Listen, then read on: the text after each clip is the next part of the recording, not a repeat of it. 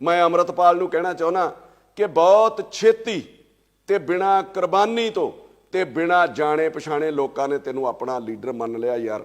सो मान सन्मान जिहड़ा तैनूं मिलिया वा उहनूं संभाल के रखण दी लोड़ है। एक वड्डे आगू वांगू और अपने मन दे विचों हंकार अपने मन चों कढ के चल तूं भरावा।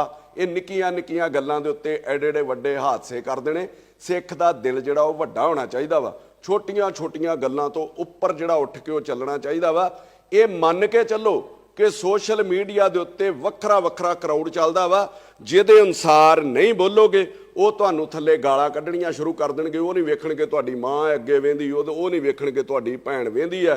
उन्हां दा इस चीज़ नाल कोई लेना देना नहीं हुंदा। उन्हां नूं तां इह लगदा भी जो बोलना साडे अनुसार ही बोलिया जावे। और दूजी चीज़ ये भी तुहानूं मन्नना पऊगा कि जे तुहानूं अपनी गल रखण दा अधिकार है, तुसीं बार बार डेमोक्रेसी दा हवाला दिंदे हो, फिर अपनी गल रखण दा सारिआं नूं अधिकार है, पर सभ्यक तौर दे उत्ते कि चंगी भाषा दे विच।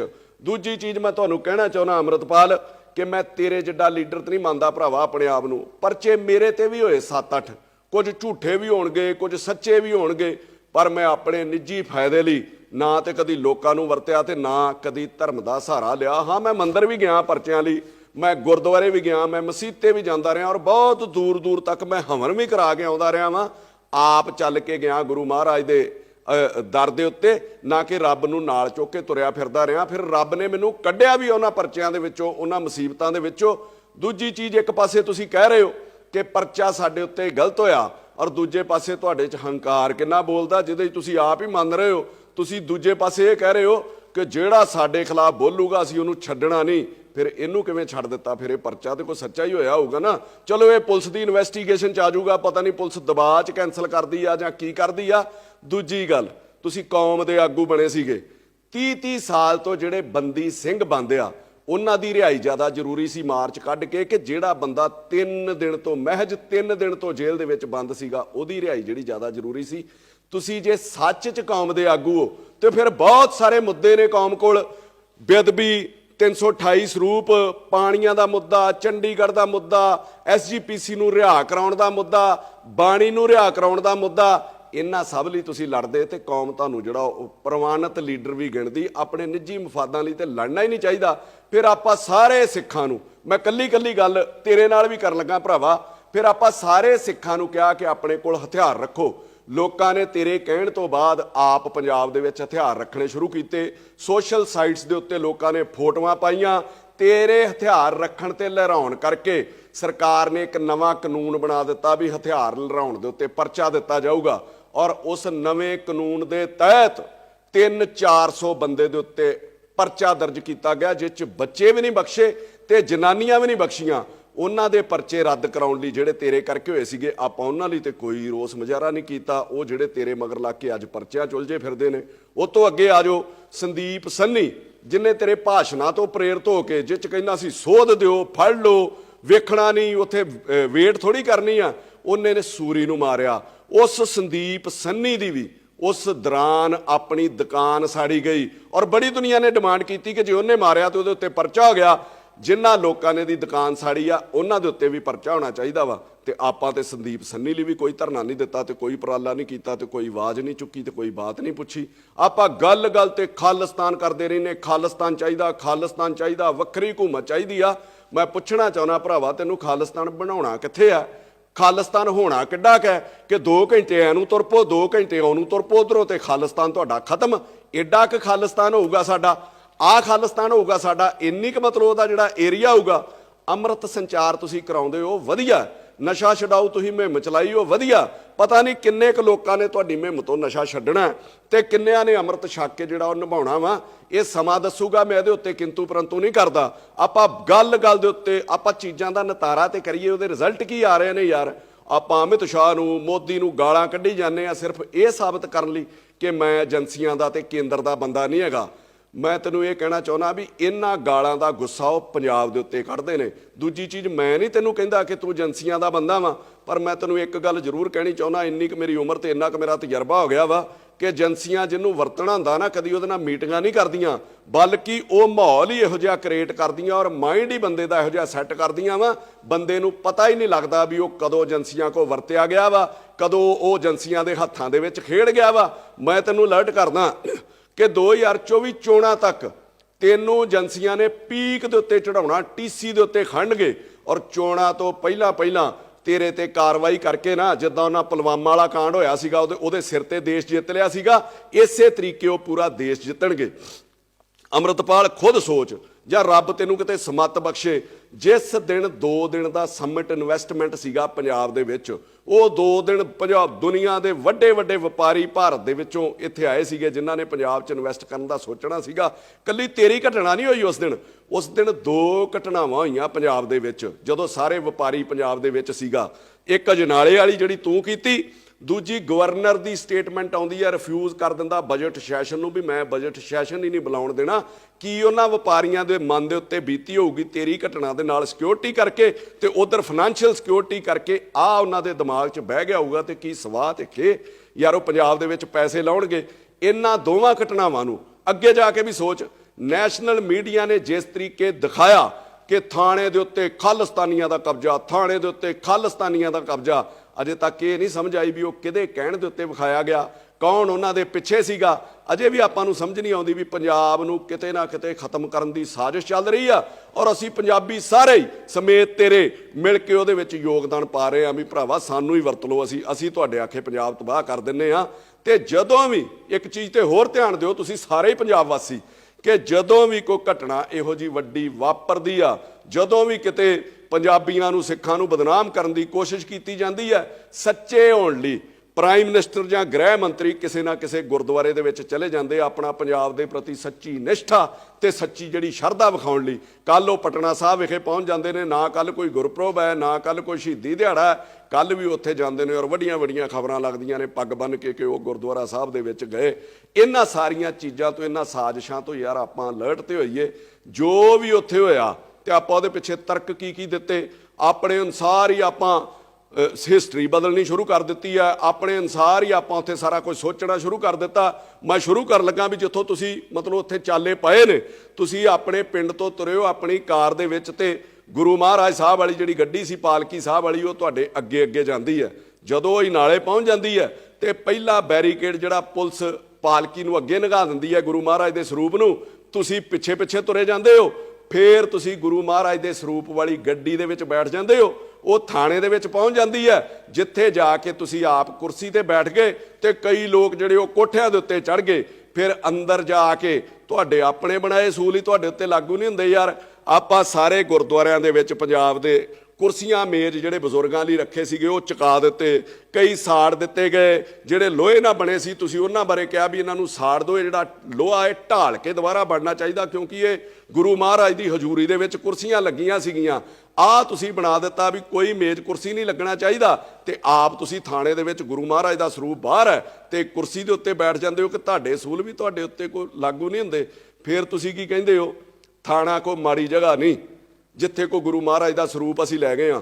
ਮੈਂ ਤੁਹਾਨੂੰ ਕਹਿਣਾ ਚਾਹੁੰਦਾ ਕਿ ਥਾਣਾ ਕੋਈ ਮਾੜੀ ਜਗ੍ਹਾ ਨਹੀਂ। ਜਦੋਂ ਥਾਣਿਆਂ 'ਚ ਵੀ ਪਾਠ ਕਰਾਉਂਦੇ ਨੇ ਤੇ ਬੜੀ ਸਾਫ਼ ਸਫਾਈ ਕੀਤੀ ਜਾਂਦੀ ਹੈ ਕਿਉਂਕਿ ਥਾਣਿਆਂ ਦੇ ਵਿੱਚ ਲਾਹਨ ਫੜੀ ਹੁੰਦੀ ਹੈ, ਥਾਣਿਆਂ ਦੇ ਵਿੱਚ ਭੁੱਕੀ ਫੜੀ ਹੁੰਦੀ ਹੈ, ਥਾਣਿਆਂ ਦੇ ਵਿੱਚ ਫੀਮ ਪਈ ਹੁੰਦੀ ਹੈ, ਥਾਣੇ 'ਚ ਜਿਨ੍ਹਾਂ ਲੋਕਾਂ ਦੇ ਕਤਲ ਹੋ ਜਾਂਦੇ ਨੇ ਉਹਨਾਂ ਦੇ ਵਿਸਰੇ ਪਏ ਹੁੰਦੇ ਜਿਹਦੇ ਵਿੱਚ ਟੱਟੀ ਪਿਸ਼ਾਬ ਤੱਕ ਲਹੂ ਉਹਨਾਂ ਦਾ ਹੁੰਦਾ ਵਾ। ਇੱਥੋਂ ਤੱਕ ਉਹ ਚੀਜ਼ਾਂ ਸਾਰੀਆਂ ਹੀ ਉੱਥੇ ਪਈਆਂ ਸੀਗੀਆਂ, ਕਿਸੇ ਨੇ ਪਾਸੇ ਕਰਨ ਦੀ ਕੋਸ਼ਿਸ਼ ਕੀਤੀ। ਦੂਜੇ ਪਾਸੇ ਆ ਜਾਓ, ਪੁਲਿਸ ਵਾਲਾ ਜੇ ਗੁਰਦੁਆਰੇ ਦੇ ਵਿੱਚ ਜੁੱਤੀ ਤੇ ਦੂਰ ਬੈਲਟ ਲਾ ਕੇ ਵੀ ਚਲੇ ਜਾਵੇ ਤੇ ਆਪਾਂ ਰੌਲਾ ਪਾ ਦਿੰਦੇ ਵੀ ਬੇਅਦਬੀ ਹੋ ਗਈ ਤੇ ਆਪਾਂ ਗੁਰਦੁਆਰਾ ਸਾਹਿਬ ਹੀ ਚੁੱਕ ਕੇ ਥਾਣੇ ਦੇ ਵਿੱਚ ਲੈ ਗਏ ਆ। ਕੀ ਤੁਸੀਂ ਇਹ ਬਿਲਕੁਲ ਮਤਲਬ ਠੀਕ ਕੀਤਾ? ਫਿਰ ਤੁਸੀਂ ਆਪਣੀ ਗਲਤੀ ਨੂੰ ਲੁਕਾਉਣ ਲਈ ਤਰਕ ਆਪਣੀ ਮਰਜ਼ੀ ਦੇ ਅਨੁਸਾਰ ਦੇ ਰਹੇ ਹੋ ਕਿ ਰਾਜੇ ਮਹਾਰਾਜੇ ਵੀ, ਫੌਜਾਂ ਵੀ ਜੰਗ ਦੇ ਅੱਗੇ ਜਿਹੜੇ ਉਹ ਗੁਰੂ ਮਹਾਰਾਜ ਦੇ ਸਰੂਪ ਲੈ ਕੇ ਜਾਂਦੀਆਂ ਸੀਗੀਆਂ। ਅੰਮ੍ਰਿਤਪਾਲ ਜੀ, ਰਾਜੇ ਮਹਾਰਾਜੇ ਜਿਹੜੇ ਗੁਰੂ ਮਹਾਰਾਜ ਦਾ ਸਰੂਪ ਖੜਦੇ ਸੀਗੇ ਫੌਜੀ ਜੰਗਾਂ ਦੇ ਵਿੱਚ, ਉਹ ਮਹਾਰਾਜ ਦਾ ਓਟ ਆਸਰਾ ਲੈਣ ਲਈ ਖੜਦੇ ਸੀ ਤੇ ਇੱਕ ਜਗ੍ਹਾ ਤੇ ਸੁਸ਼ੋਭਿਤ ਕੀਤਾ ਜਾਂਦਾ ਸੀਗਾ, ਨਾ ਕਿ ਗੁਰੂ ਮਹਾਰਾਜ ਦਾ ਸਰੂਪ ਜਿਹੜਾ ਬਾਰਡਰ ਵਾਲੀ ਤਾਰ ਦੇ ਕੰਢੇ ਲਈ ਫਿਰਦੇ ਸੀ ਜਿੱਥੇ ਗੋਲੀਆਂ ਚੱਲਦੀਆਂ ਸੀਗੀਆਂ, ਜਾਂ ਕੋਈ ਤੋਪ ਦੇ ਅੱਗੇ ਰੱਖ ਦਿੰਦੇ ਸੀ ਕਿ ਜਿੱਥੇ ਤੋਪਾਂ ਡਿੱਗਣੀਆਂ ਤੇ ਗੋਲੀਆਂ ਆਉਣੀਆਂ ਸੀਗੀਆਂ। ਉਹ ਇੱਕ ਜਗ੍ਹਾ ਤੇ ਸੁਸ਼ੋਭਿਤ ਕਰਕੇ ਉੱਥੇ ਮੱਥਾ ਟੇਕ ਕੇ ਓਟ ਆਸਰਾ ਲੈ ਕੇ ਤੇ ਉਹ ਫਿਰ ਜਾਂਦੇ ਸੀਗੇ। ਫਿਰ ਆਪਾਂ ਤਰੱਕੀ ਦਿੰਨੇ ਆ ਸੰਤਾਂ ਮਹਾਂਪੁਰਸ਼ਾਂ ਦੇ ਨਾਂ ਦਾ ਕਿ ਸੰਤ ਕਰਤਾਰ ਸਿੰਘ ਭਿੰਡਰਾਂ ਵਾਲਿਆਂ ਨੇ 37 ਨਗਰ ਕੀਰਤਨ ਐਮਰਜੈਂਸੀ 'ਚ ਕੱਢੇ। ਮੈਂ ਤੁਹਾਨੂੰ ਪੁੱਛਣਾ ਚਾਹੁੰਦਾ ਕਿ ਇਹ ਨਗਰ ਕੀਰਤਨ ਸੀਗਾ? ਉਹਨਾਂ ਨੇ ਜੇ ਨਗਰ ਕੀਰਤਨ ਕੱਢੇ ਹੋਣਗੇ ਤੇ ਕੋਈ ਬੰਦੇ ਛਡਾਉਣ ਲਈ ਨਹੀਂ ਕੱਢੇ, ਕੋਈ ਪਰਚੇ ਰੱਦ ਕਰਾਉਣ ਲਈ ਨਗਰ ਕੀਰਤਨ ਨਹੀਂ ਕੱਢੇ ਗਏ, ਕੋਈ ਨਿੱਜੀ ਮਫਾਦਾਂ ਲਈ ਨਗਰ ਕੀਰਤਨ ਨਹੀਂ ਕੱਢੇ ਗਏ। ਫਿਰ ਆਪਾਂ ਹਵਾਲਾ ਦਿੰਨੇ ਆ ਕਿਸਾਨ ਅੰਦੋਲਨ ਦੇ ਵਿੱਚ ਗੁਰੂ ਮਹਾਰਾਜ ਦਾ ਸਰੂਪ ਜਿਹੜਾ ਉੱਥੇ ਰੱਖਿਆ ਗਿਆ ਸੀਗਾ। ਮੈਂ ਤੁਹਾਨੂੰ ਦੱਸ ਦਿੰਦਾ, ਮੇਰਾ ਖਿਆਲ ਉਦੋਂ ਤੇ ਤੁਸੀਂ ਦੁਬਈਓਂ ਵੀ ਨਹੀਂ ਸੀ ਆਏ ਜਦੋਂ ਕਿਸਾਨ ਅੰਦੋਲਨ ਤੁਰਿਆ, ਪੰਜਾਬ ਦੇ ਵਿੱਚੋਂ ਗਿਆ, ਪੰਜਾਬ ਭਰ ਕੇ ਲੋਕ ਉਹਦੇ ਵਿੱਚ ਗਏ ਆ। ਜਦੋਂ ਬੈਰੀਕੇਡ ਤੋੜਦੇ ਗਏ ਉਦੋਂ ਗੁਰੂ ਮਹਾਰਾਜ ਦਾ ਸਰੂਪ ਨਹੀਂ ਲੈ ਕੇ ਗਏ। ਜਦੋਂ ਉੱਥੇ ਬਹੁ ਗਿਣਤੀ ਵਿੱਚ ਪਹੁੰਚ ਗਏ ਆ, ਜਦੋਂ ਉੱਥੇ ਉਹਨਾਂ ਨੂੰ ਪਤਾ ਸੀਗਾ ਕਿ ਲੰਮਾ ਸਮਾਂ ਇੱਥੇ ਰਹਿਣਾ ਵਾ, ਤੇ ਫਿਰ ਗੁਰੂ ਮਹਾਰਾਜ ਦਾ ਜਿਹੜਾ ਸਰੂਪ ਆ ਉੱਥੇ ਸੁਸ਼ੋਭਿਤ ਕੀਤਾ ਗਿਆ। ਤੇ ਜਿਹੜੇ ਸਿੱਖ ਸੀਗੇ, ਜਿਹੜੇ ਗੁਰੂ ਨੂੰ ਮੰਨਣ ਵਾਲੇ ਲੋਕ, ਸਾਰੇ ਗੁਰੂ ਨੂੰ ਮੰਨਣ ਵਾਲੇ ਸੀ, ਕਈਆਂ ਦੀ ਰੋਜ਼ ਦੀ ਸ਼ਰਧਾ ਹੁੰਦੀ ਆ, ਉਹਨਾਂ ਕਰਕੇ ਉਹ ਰੋਜ਼ ਉੱਥੇ ਉਹ ਮੱਥਾ ਟੇਕਦੇ ਸੀਗੇ ਤੇ ਗੁਰੂ ਮਹਾਰਾਜ ਦਾ ਓਟ ਆਸਰਾ ਲੈ ਕੇ ਚੱਲਦੇ ਸੀਗੇ ਔਰ ਮੋਰਚਾ ਵੀ ਫਤਿਹ ਕਰਕੇ ਆਏ। ਅੱਗੇ ਆਓ, ਤੁਸੀਂ ਜੀਰਾ ਫੈਕਟਰੀ ਦਾ ਹਵਾਲਾ ਦਿੱਤਾ ਕਿ ਜੀਰਾ ਫੈਕਟਰੀ ਦੇ ਵਿੱਚ ਪਹਿਲੇ ਦਿਨ ਹੀ ਗੁਰੂ ਮਹਾਰਾਜ ਦਾ ਸਰੂਪ ਅੱਗੇ ਲਾ ਲਿਆ ਗਿਆ ਸੀਗਾ। 3-4 ਵਾਰੀ ਡਾਂਗਾ ਖਾਧੀਆਂ ਲੋਕਾਂ ਨੇ ਉੱਥੇ। ਉਸ ਤੋਂ ਬਾਅਦ ਜਦੋਂ ਪੱਕਾ ਮੋਰਚਾ ਲੱਗਾ, ਫਿਰ ਜੀਰੇ ਦੇ ਵਿੱਚ ਗੁਰੂ ਮਹਾਰਾਜ ਦਾ ਜਿਹੜਾ ਸਰੂਪ ਉਹ ਸੁਸ਼ੋਭਿਤ ਕੀਤਾ ਗਿਆ। ਇਹਨਾਂ ਚੀਜ਼ਾਂ ਦੇ ਨਾਲ ਤੁਲਨਾ ਨਾ ਕਰੋ ਤੇ ਨਾ ਹੀ ਝੂਠੇ ਜਿਹੜੇ ਉਹ ਤਰਕ ਦਿਓ। ਹਾਂ, ਜੇ ਤੁਹਾਡੇ ਕੋਲੋਂ ਗਲਤੀ ਹੋਈ ਆ, ਵੱਡਿਆਂ ਵੱਡਿਆਂ ਕੋਲ ਹੁੰਦੀ ਆ, ਸਾਡੇ ਕੋਲੋਂ ਵੀ ਹੁੰਦੀ, ਅਸੀਂ ਤੇ ਛੋਟੇ ਜਿਹੇ ਆ, ਔਰ ਗਲਤੀ ਨੂੰ ਮੰਨ ਲੈਣਾ ਚਾਹੀਦਾ ਔਰ ਸੰਗਤ ਤੁਹਾਨੂੰ ਪ੍ਰਵਾਨ ਵੀ ਕਰੂਗੀ। ਜੇ ਤੁਸੀਂ ਗੁਰੂ ਮਹਾਰਾਜ ਦਾ ਓਟ ਆਸਰਾ ਲੈਣ ਦੀ ਗੱਲ ਕਰਦੇ ਹੋ, ਤੁਸੀਂ ਗੁਰੂ ਮਹਾਰਾਜ ਦਾ ਓਟ ਆਸਰਾ ਹੀ ਲੈਣਾ ਸੀਗਾ ਤੇ ਫਿਰ ਗੁਰਦੁਆਰਾ ਸਾਹਿਬ ਤੇ ਅਜਨਾਲੇ ਵੀ ਹੈਗਾ ਸੀਗਾ, ਉੱਥੇ ਹੀ ਅਰਦਾਸ ਜਿਹੜੀ ਬੇਨਤੀ ਕਰ ਲੈਂਦੇ। ਟਕਸਾਲ ਦੇ ਵਿੱਚ ਵੀ ਗੁਰੂ ਮਹਾਰਾਜ ਦਾ ਸਰੂਪ ਸੀਗਾ, ਉੱਥੇ ਤੁਸੀਂ ਆਪਣੀ ਅਰਦਾਸ ਬੇਨਤੀ ਕਰ ਲੈਂਦੇ। ਕਿ ਉੱਥੇ ਗੁਰੂ ਮਹਾਰਾਜ ਦੇ ਸਰੂਪ ਸੇਮ ਨਹੀਂ ਕਿ ਜਿਹੜਾ ਮਤਲਬ ਜਿਹੜੇ ਗੁਰੂ ਮਹਾਰਾਜ ਦਾ ਸਰੂਪ ਤੁਹਾਡੇ ਨਾਲ ਪਾਲਕੀ ਦੇ ਵਿੱਚ ਸੀਗਾ ਉਹਦੇ ਵਿੱਚ ਕੋਈ ਵੱਖਰੀ ਬਾਣੀ ਤੇ ਹੈ ਨਹੀਂ ਕਿ ਆਪਣੇ ਨਾਲ ਨਾਲ ਸਿਰਫ ਇਹੀ ਮਹਾਰਾਜ ਦਾ ਸਰੂਪ ਚੱਲਣਾ ਚਾਹੀਦਾ? ਸਰੂਪ ਤੇ ਇੱਕ ਹੀ ਹੈ ਨਾ ਯਾਰ। ਫਿਰ ਜੇ ਭਰਾਵਾ ਤੂੰ ਸੱਚਾ ਸਿੱਖ ਸੀਗਾ, ਫਿਰ ਤੂੰ ਪੁਲਿਸ ਨੂੰ ਕਹਿੰਦਾ ਕਿ ਯਾਰ ਆਹ ਮੇਰੇ ਨਾਲ ਗੁਰੂ ਮਹਾਰਾਜ ਦਾ ਸਰੂਪ ਹੈ, ਇਹਨੂੰ ਮੈਨੂੰ ਗੁਰਦੁਆਰਾ ਸਾਹਿਬ ਜਾਂ ਟਕਸਾਲ ਦੇ ਵਿੱਚ ਸੁਸ਼ੋਭਿਤ ਕਰ ਆਉਣ ਦਿਓ, ਤੇ ਫਿਰ ਆਪਾਂ ਦੋ ਹੱਥ ਕਰ ਲੈਂਦੇ ਆ, ਫਿਰ ਆਪਾਂ ਲੜ ਲੈਂਦੇ ਆ, ਤੇ ਫਿਰ ਆਪਾਂ ਨੂੰ ਵੀ ਪਤਾ ਹੋਣਾ ਸੀਗਾ ਵੀ ਕੀ ਹਾਲਾਤ ਬਣਨੇ ਸੀਗੇ ਤੇ ਕੀ ਉੱਥੇ ਹਸ਼ਰ ਹੋਣਾ ਸੀਗਾ। ਇਹ ਤਰਕ ਕੋਈ ਚੰਗੇ ਨਹੀਂ। ਕੱਲ ਨੂੰ ਕੋਈ ਗੈਂਗਸਟਰ, ਰੇਪਿਸਟ ਗੁਰੂ ਮਹਾਰਾਜ ਦਾ ਸਰੂਪ ਰੱਖ ਕੇ ਗੱਡੀ ਦੇ ਵਿੱਚ ਉਹ ਸੂਬਾ ਛੱਡਣ ਦੀ ਤਿਆਰੀ ਕਰ ਲੂਗਾ, ਪੁਲਿਸ ਨੂੰ ਪਤਾ ਹੋਊਗਾ ਤੇ ਪੁਲਿਸ ਨੂੰ ਹੱਥ ਵੀ ਨਹੀਂ ਪਾ ਸਕਦੀ। ਇਹੋ ਜਿਹਾ ਤਰੀਕਾ ਤੁਸੀਂ ਲੋਕਾਂ ਨੂੰ ਕੀ ਸੇਧ ਦੇ ਰਹੇ ਹੋ ਯਾਰ? ਕੱਲ ਨੂੰ ਮੰਨ ਲਓ ਮੇਰੇ ਘਰ ਕਿਸੇ ਦੇ ਘਰ ਵੀ ਕੋਈ ਬੰਦਾ ਲੜਨ ਆ ਜਾਂਦਾ, ਕਿਸੇ ਨੂੰ ਮਾਰਨ ਆ ਜਾਂਦਾ, ਤੇ ਕਦੀ ਕੋਈ ਆਪਣੇ ਪਿਓ ਨੂੰ ਵੀ ਅੱਗੇ ਕਰਦਾ ਵੀ ਇਹ ਪਹਿਲਾਂ ਮੇਰੇ ਪਿਓ ਨੂੰ ਗੋਲੀ ਵੱਜ ਜਾਵੇ ਜਾਂ ਪਹਿਲਾਂ ਮੇਰੇ ਪਿਓ ਨੂੰ ਕੁੱਟ ਲਓ ਜਾਂ ਇਹਦੇ ਗਲ ਪੈ ਜਾਓ। ਇਹ ਗੁਰੂ ਮਹਾਰਾਜ ਦਾ ਸਤਿਕਾਰ ਨਹੀਂ ਹੈ, ਇਹ ਬਾਪ ਦਾ ਸਤਿਕਾਰ ਨਹੀਂ ਹੈ, ਇਹ ਬੁਜ਼ਦਿਲੀ ਹੁੰਦੀ ਹੈ। ਫਰਕ ਸਿਰਫ ਇਹ ਹੈ ਕਿ ਲੋਕ ਤੁਹਾਡੇ ਨਾਲ ਜਿਹੜੀ ਗੁਰੂ ਸਾਹਿਬ ਦੀ ਪਾਲਕੀ ਚੱਲਦੀ ਸੀਗੀ, ਤੁਹਾਨੂੰ ਗਲਤਫਹਿਮੀ ਹੈ ਤੈਨੂੰ ਭਰਾਵਾ। ਜਿਹੜੀ ਪਾਲਕੀ ਚੱਲਦੀ ਸੀ ਲੋਕ ਉਹਦਾ ਸਤਿਕਾਰ ਕਰ ਰਹੇ ਸੀਗੇ, ਲੋਕ ਉਹਦੇ ਅੱਗੇ ਆਪਣਾ ਜਿਹੜਾ ਸਿਰ ਨਿਵਾ ਰਹੇ ਸੀਗੇ। ਤੇ ਜਿਹਦੇ ਹੰਕਾਰ 'ਚ ਤੂੰ ਇਹ ਸਮਝ ਲਿਆ ਕਿ ਲੋਕ ਮੇਰੇ ਅੱਗੇ ਸਿਰ ਨਿਵਾ ਰਹੇ ਨੇ ਤੇ ਪੁਲਿਸ ਮੇਰੇ ਕੋਲੋਂ ਡਰ ਗਈ ਆ, ਇਹੋ ਜਿਹੀ ਕੋਈ ਡਰਨ ਵਾਲੀ ਗੱਲ ਨਹੀਂ ਹੈਗੀ। ਜਦੋਂ ਭਜਦਿਆਂ ਨੂੰ ਵਾਹਣ ਇੱਕੋ ਜਿਹੇ ਨੇ, ਜਦੋਂ ਤੁਸੀਂ ਕਿਸੇ ਦੇ ਥਾਣੇ ਦੇ ਉੱਤੇ ਹੀ ਪੈ ਗਏ ਤੇ ਉਹਨਾਂ ਕੋਲ ਲਿਹਾਜ਼ ਥੋੜੀ ਕਰਨਾ ਸੀਗਾ। ਫਿਰ ਹੰਕਾਰ ਆਪਣੇ ਵਿੱਚ ਕਿੰਨਾ ਕੁੱਟ-ਕੁੱਟ ਕੇ ਭਰਿਆ। ਮੈਂ ਤੁਹਾਡੀਆਂ ਕਈ ਬਾਈਟ ਸੁਣਦਾ ਪੱਤਰਕਾਰਾਂ ਨੂੰ, ਹੈਂ ਕਰਕੇ ਆਪਾਂ ਗੱਲਾਂ ਕਰਦੇ ਹਾਂ, ਮਾਈਕ ਮੇਰੇ ਦੰਦਾਂ ਤੇ ਨਾ ਮਾਰ ਦਿਓ। ਮੈਂ ਤੈਨੂੰ ਪੱਤਰਕਾਰਾਂ ਬਾਰੇ ਦੱਸਾਂ, ਤੇਰੇ ਮੇਰੇ ਵਰਗੇ ਕਈ ਆਏ ਨਾ ਹੰਢਾ ਕੇ ਉਹ ਸੁੱਟਤੇ ਤੇ ਮੁੜ ਕੇ ਉਹਨਾਂ ਦਾ ਪਤਾ ਵੀ ਨਹੀਂ ਲੱਗਦਾ। ਤੁਸੀਂ ਉਦੋਂ ਵੀ ਕਿਹਾ ਵੀ ਮਾਈਕ ਮੇਰੇ ਦੰਦਾਂ ਨੂੰ ਨਾ ਮਾਰਿਓ। ਇਹ ਸ਼ੋਭਾ ਦਿੰਦੀਆਂ ਏਡੇ ਏਡੇ ਵੱਡੇ ਕੌਮ ਦੇ ਆਗੂ ਨੂੰ ਇਹ ਗੱਲਾਂ। ਕੱਲ ਤੁਹਾਨੂੰ ਇੱਕ ਪੱਤਰਕਾਰ ਨੇ ਪੁੱਛਿਆ ਕਿ ਪੁਲਿਸ ਵਾਲੇ ਵੀ ਜ਼ਖਮੀ ਹੋਏ ਨੇ, ਕੀ ਉਹਨਾਂ ਦਾ ਪਤਾ ਲੈਣ ਜਾਓਗੇ? ਤੇ ਹੰਕਾਰ ਆਪਣੇ ਸਿਰ ਤੇ ਚੜ ਕੇ ਬੋਲਦਾ ਸੀਗਾ, ਹਾਂ ਮੈਂ ਜਾਊਂਗਾ, ਟਾਈਮ ਲੱਗੂਗਾ ਮੈਨੂੰ ਪਤਾ ਕਰਨ, ਕਿਤੇ ਉਹ ਭੱਜ ਹੀ ਨਾ ਜਾਣ ਵੀ ਇੱਧਰ ਨੂੰ ਫੇਰ ਆ ਗਿਆ ਵਾ। ਆਹ ਹੰਕਾਰ ਹੈ ਯਾਰ ਤੁਹਾਡੇ ਅੱਗੇ, ਆਹ ਹੰਕਾਰ ਹੈ ਤੁਹਾਡੇ ਮਨ ਦੇ ਵਿੱਚ।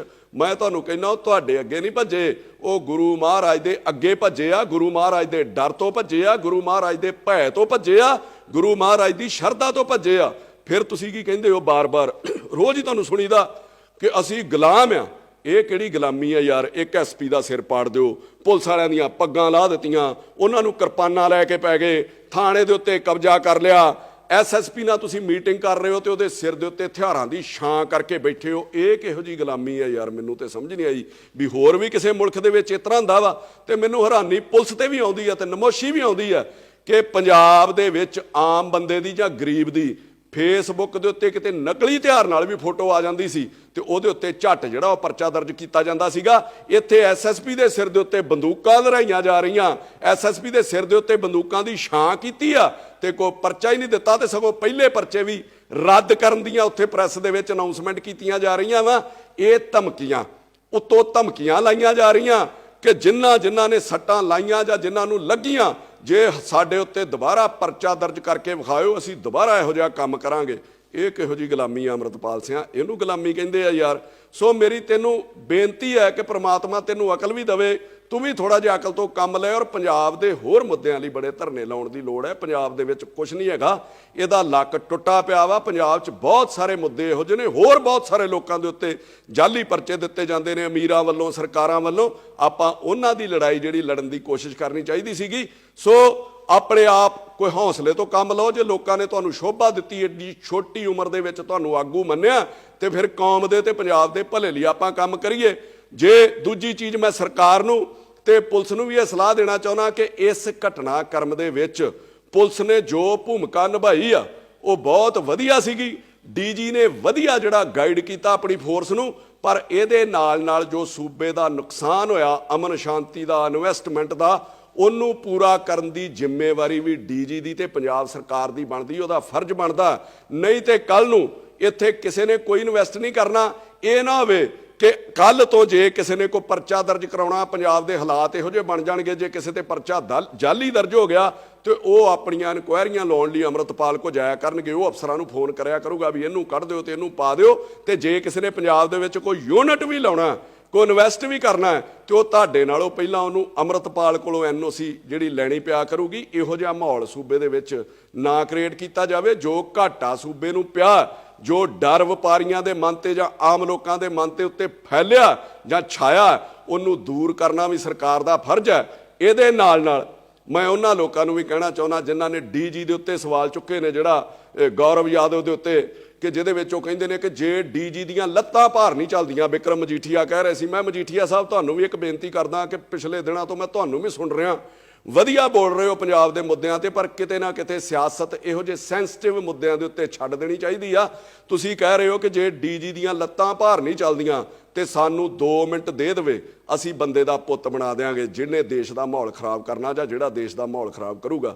ਤੇ ਜੇ ਇੰਨਾ ਹੀ ਦਰਦ ਹੈ ਮਜੀਠੀਆ ਸਾਹਿਬ ਤੁਹਾਡੇ ਅੰਦਰ, ਤੇ ਫਿਰ DGP ਤੋਂ ਆਰਡਰ ਲੈਣ ਦੀ ਕੀ ਲੋੜ ਹੈ? ਫਿਰ ਜੇ ਹੈਗਾ ਦਮ ਤੇ ਬੰਦੇ ਦਾ ਪੁੱਤ ਬਣਾ ਦਿਓ।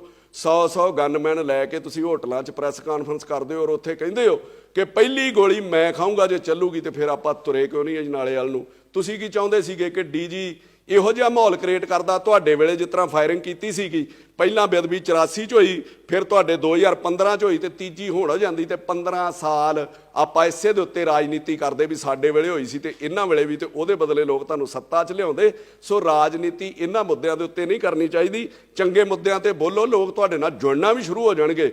ਮੈਂ ਤੁਹਾਨੂੰ ਫਿਰ ਕਹਿਣਾ ਕਿ ਤੁਹਾਡੇ ਇਕੱਲਿਆਂ ਦੀ ਗੱਲ ਨਹੀਂ ਹੈ। ਕਈ ਸ਼ਿਵ ਸੈਨਾ ਵਾਲੇ ਰੋਜ਼ ਡੀਂਗਾ ਮਾਰਦੇ ਨੇ ਕਿ ਦੇਸ਼ ਪ੍ਰੇਮ, ਦੇਸ਼ ਲਈ ਮਰ ਜਾਾਂਗੇ, ਦੇਸ਼ ਲਈ ਜੀ ਪਾਂਗੇ। 40 ਗਨਮੈਨ ਸਰਕਾਰ ਨੇ ਤੁਹਾਨੂੰ ਦਿੱਤੇ ਨੇ, ਕਰੋੜਾਂ ਰੁਪਈਆਂ ਦਾ ਖਰਚਾ ਹੁੰਦਾ। ਫਿਰ ਉਧਰ ਨੂੰ ਤੁਰੇ ਕਿਉਂ ਨਹੀਂ? ਫਿਰ ਹਾਂ ਦਾ ਨਾਰਾ ਕਿਉਂ ਨਹੀਂ ਮਾਰਿਆ ਪੰਜਾਬ ਲਈ? ਸੋ ਇਹੋ ਜਿਹੇ ਮੁੱਦਿਆਂ ਦੇ ਉੱਤੇ ਰਾਜਨੀਤੀ ਨਹੀਂ ਕਰਨੀ ਚਾਹੀਦੀ। ਇਹ ਸੈਂਸਿਟਿਵ ਮੁੱਦੇ ਨੇ ਔਰ ਮੈਂ ਰਹਿ ਨਹੀਂ ਸਕਿਆ ਬਿਮਾਰ ਹੋਣ ਦੇ ਬਾਵਜੂਦ ਵੀ ਮੈਂ ਇਹਦੇ ਤੇ ਬੋਲਣਾ ਜ਼ਰੂਰ ਚਾਹੁੰਦਾ ਸੀਗਾ। ਸੋ ਮੈਂ ਸਾਰਿਆਂ ਨੂੰ ਇਹ ਅਪੀਲ ਕਰਦਾ ਕਿ ਇਹੋ ਜਿਹੇ ਨਾਜ਼ੁਕ ਮੁੱਦਿਆਂ ਦੇ ਉੱਤੇ ਇੱਕ ਦੂਜੇ ਦਾ ਸਾਥ ਜ਼ਰੂਰ ਦੇਣਾ ਚਾਹੀਦਾ।